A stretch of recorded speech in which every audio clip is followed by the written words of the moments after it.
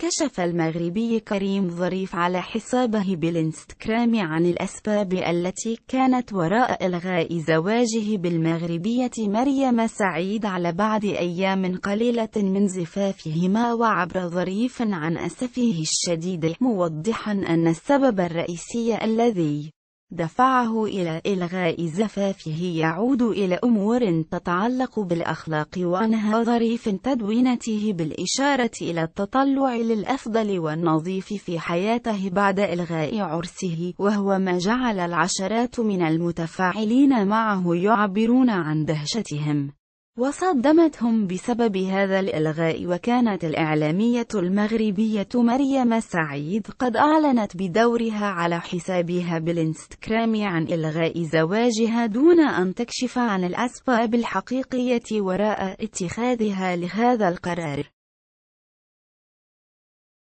المرجو الانضمام إلى قناة أخبار أوفيس عبر الضغط على زر الاشتراك الأحمر.